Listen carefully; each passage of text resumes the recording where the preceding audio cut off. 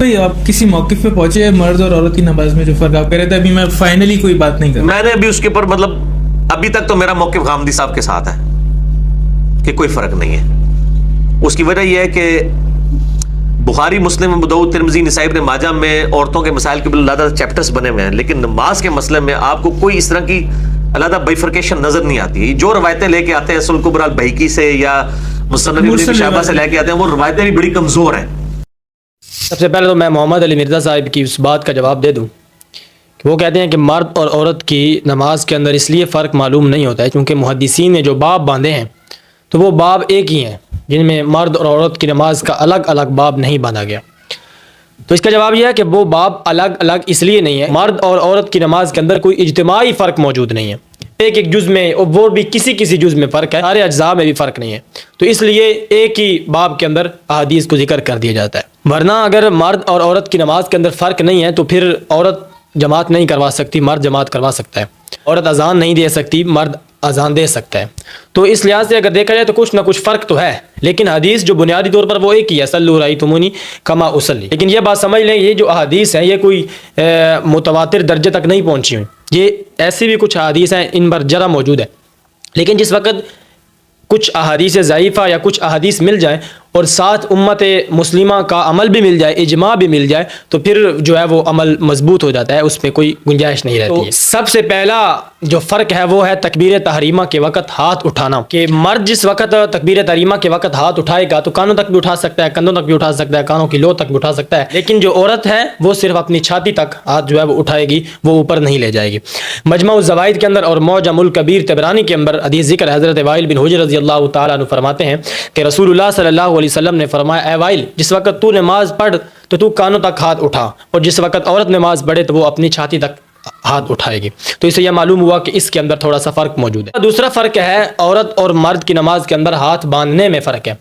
کہ مرد جو ہیں وہ اپنے ہاتھ یا ناف کے اوپر باندھیں گے یا ناف کے نیچے باندھیں گے، لیکن عورت اپنے ہاتھ جو ہے وہ سینے پر باندھے گی، اس لیے کہ اس کے اندر تھوڑا سا پردہ موجود ہے. اب اس پر کوئی حدیث موجود نہیں ہے. اس کی وجہ یہ ہے کہ اس پر پوری امت کا اجماع ہے، تمام فقہا، محدثین، مفسرین سارے اس پر جمع ہیں کہ عورت جو ہے وہ اپنے ہاتھ سینے پر باندھے گی. تو اس پر چونکہ اجماع امت ہو گیا ہے تو اجماع امت خود ایک دلیل ہے.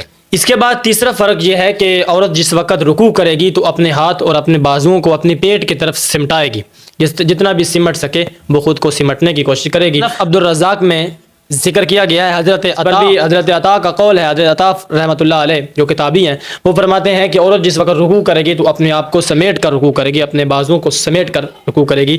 مرد جس وقت رکوع کرتا ہے تو وہ اپنے بازوؤں کو سمیٹتا نہیں. چوتھا فرق ہے سجدے کے اندر ہاتھ رکھنے کا اور سجدہ کرنے کا. اس لیے کہ مرد جس وقت سجدہ کرے گا تو وہ تھوڑا سا ابھر کر، رسول اللہ جب سجدہ فرماتے تھے تو اتنا اونچا کرتے کہ نیچے سے بکری کا بچہ جو ہے وہ گزر جاتا تھا.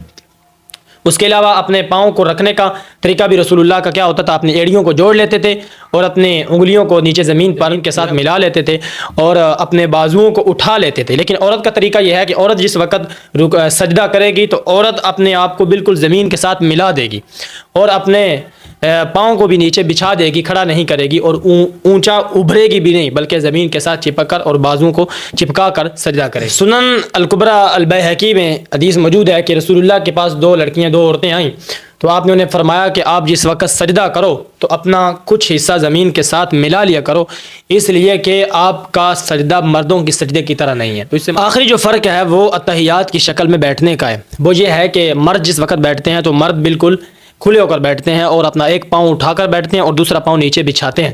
لیکن عورتوں کے لیے یہ ہے کہ عورتیں اپنے دونوں پاؤں کو زمین پر بچھائیں گی، ایک دایاں پاؤں کو اس طرح بچھائیں گی اور بائیں پاؤں کو اس کے نیچے بچھائیں گی، دو رانوں کو آپس میں ملا لیں گی. رسول اللہ صلی اللہ علیہ وسلم نے فرمایا، سنن الکبری بیہقی کی حدیث ہے کہ جس وقت عورت نماز پڑھے تو اپنی دو رانوں کو آپس میں ملا لے اور اپنا پیٹ جو ہے وہ رانوں کے درمیان رکھے. اللہ تعالیٰ جب ایسی عورت کو دیکھتے ہیں تو یہ عورت زیادہ حیا والی اللہ تعالیٰ کو معلوم ہوتی ہے. تو یہ 5 فرق ہیں عورت اور مرد کی نماز کے اندر. یہ میں آپ کو بتا چکا ہوں کہ کچھ پر حدیث موجود ہے اور کچھ پر امت کا عمل موجود ہے، اجماع موجود ہے. باقی اس پر جھگڑنے کی ضرورت نہیں ہے. جس عورت کو یہ لگتا ہے کہ میرا پردہ اس طرح نماز پڑھنے کے اندر ہے وہ اس طرح پڑھے، اور جس کو ایسا لگتا ہے کہ میرا پردہ مردوں کی نماز کی طرح پڑھنے میں ہے تو وہ اس طرح پڑھے.